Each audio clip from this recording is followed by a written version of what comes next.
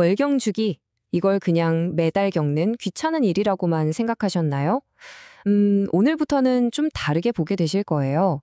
사실 이건 우리 몸이 매달 보내주는 아주 정밀한 건강 보고서거든요. 이번 시간에는 바로 그 이야기를 시작해 보려고 합니다. 자, 한번 상상해 볼까요?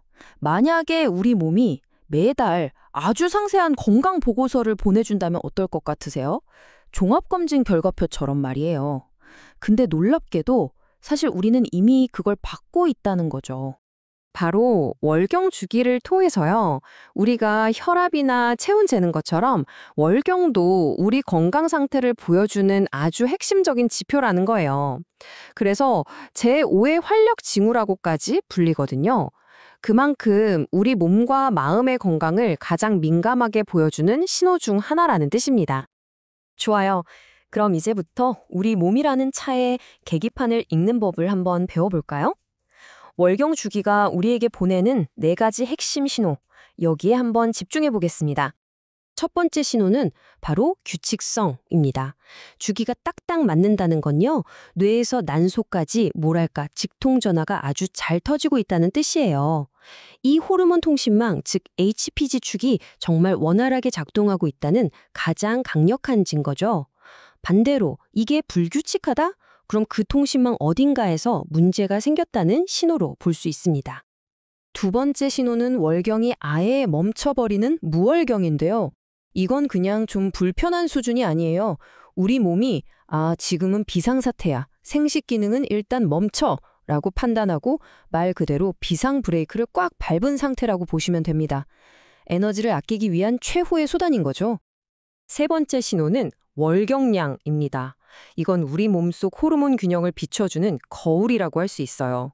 자궁 내벽을 두껍게 만드는 에스트로겐, 그리고 이걸 유지하고 또 탈락시키는 프로게스테론.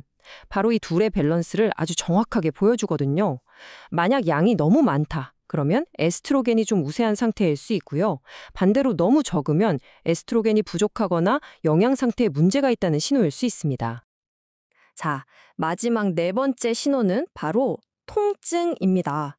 우리가 흔히 생리통은 원래 다 아픈 거야 이렇게 생각하기 쉽잖아요? 근데 절대 아니에요. 일상생활이 힘들 정도의 극심한 통증은 정상이 아닙니다. 이건 우리 몸의 염증 수치가 높거나 혈액순환에 문제가 있다는 아주 중요한 경고등이라고 봐야 해요. 자, 그럼 이 계기판의 경고등들이 도대체 왜 켜지는 걸까요? 이제부터는 그 신호들 뒤에 숨어있는 근본적인 이유들을 한번 파헤쳐 보겠습니다.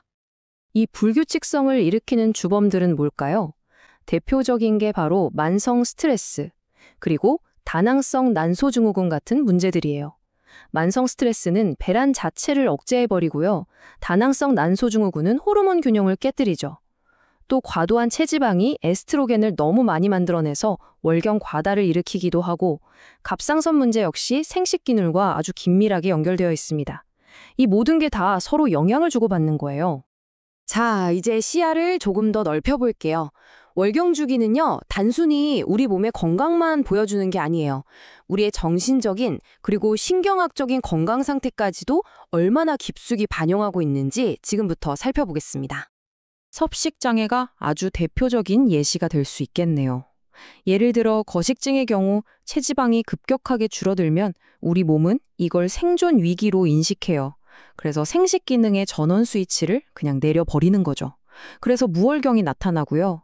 반면에 폭식증은 그 폭식과 구토 과정 자체가 몸에 엄청난 스트레스를 줘서 호르몬을 교란시키고 주기를 불규칙하게 만듭니다. 사실 둘 다 몸이 보내는 정말 절박한 구조신호인 셈이에요. 이번에는요, ADHD를 가진 여성분들이 겪는다는 이중타격이라는 개념에 대해서 한번 알아볼게요. 이게 정말 중요한 지점입니다. 이 이중타격이 어떻게 일어나냐면요, 이렇습니다. 첫째, ADHD를 가진 뇌는 기본적으로 집중력에 중요한 도파민 수치가 좀 낮은 상태예요. 그런데 둘째, 월경 직전이 되면 이 도파민 생성에 도움을 주는 에스트로겐 수치가 뚝 떨어져 버립니다. 그러니까 원래도 부족한데 그걸 만들어주는 지원군까지 사라지는 거죠. 이게 합쳐지면서 그야말로 이중 타격을 받게 되고 집중력이 확 떨어지거나 충동성이 평소보다 훨씬 심해지는 현상이 나타나는 겁니다. 자폐 스펙트럼 여성의 경우는요, 이게 훨씬 더 극적으로 나타날 수 있어요. 한 연구에 따르면 무려 92%가 아주 심각한 형태의 월경전 불쾌장애, PMDD를 경험한다고 합니다. 그러니까 호르몬 변화에 뇌가 극도로 민감하게 반응해서 감각이 너무 예민해진다거나 감정 조절이 훨씬 더 힘들어지는 거죠. 우울증이나 불안장애는 호르몬과 말 그대로 악순환의 고리를 만들어요. 한번 보세요.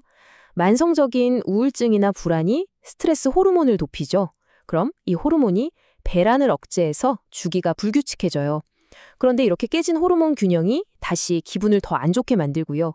이 고리가 계속 돌면서 서로를 점점 더 악화시키는 겁니다. 자, 이제 우리의 시선을 인생 전체로 한번 확장해 볼게요. 조기 폐경부터 폐경 이후의 건강 문제까지 호르몬은 우리 삶 전체에 걸친 아주 긴 이야기를 들려줍니다.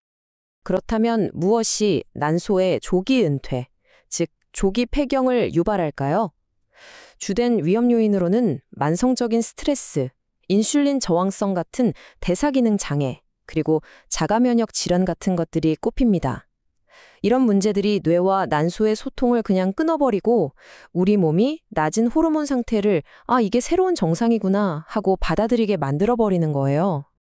폐경기가 되면요, 우리 몸의 지방 조직이 에스트로겐을 만드는 주요 공장 역할을 하게 돼요.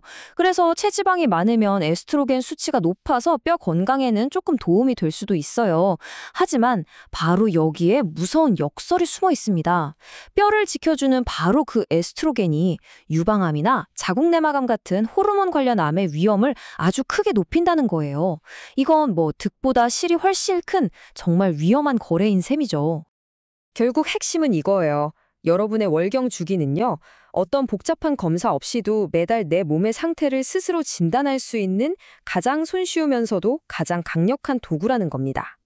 자, 오늘 우리가 함께 살펴본 이 이야기들을 바탕으로 이제 스스로에게 한번 질문을 던져보셨으면 좋겠습니다. 지금 여러분의 건강 계기판은 어떤 신호를 보내고 있나요?